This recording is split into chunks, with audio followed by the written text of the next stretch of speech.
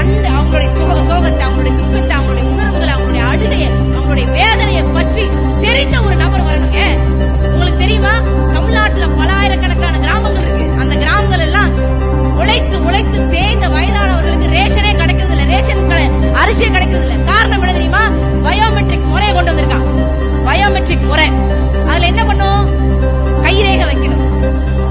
பல ஆண்டுகளாக மண்வெட்டிய பிடிச்சி களை பறக்கி அருகெடுத்து வெம்பாடுபட்டு வெயிலையும் மலையிலையும் பனிலையும் சகதிலையும் சேத்துலையும் உட்கார்ந்து நாத்து நட்டு களை பறிச்சு அறுவடை செஞ்சு இருக்கக்கூடிய மனுஷங்க காலம் போன கடைசியில அந்த ரேஷன் கடையில் கிடைக்கக்கூடிய அரிசியாவது வாங்கி கொஞ்சம் கஞ்சி குடிப்பையா, ஒரு ரூபாய்க்கு கஞ்சி குடிப்பையா, ஒரு ரூபாய்க்கு கஞ்சி குடிப்பையான்னு சொல்லி போய் நின்னா ரேகை கையில ரேகை இருந்தா தானே ரேகை பதியும். பயோமெட்ரிக் சிஸ்டம் இதை பத்தி ஐயா ஸ்டாலின் அவர்களுக்கு, அப்பா ஸ்டாலின் அவர்களுக்கு ஏதாவது ஒரு அக்கறை இருக்கா? இந்த பிரச்சனைய அதிமுக பேசாது, திமுக காரன் கட்டாயம் பேச மாட்டான், கட்டாயம் பேச மாட்டான். நாம் தமிழர் கட்சி தவிர்த்து மக்கள் பிரச்சனையை பத்தி பேசுறதுக்கு ஒரு கட்சி கூட கிடையாது. இது பிரச்சனை இருக்கா இல்லையா?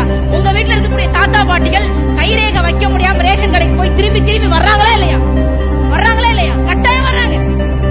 பிரச்சனைகள் இருக்கு.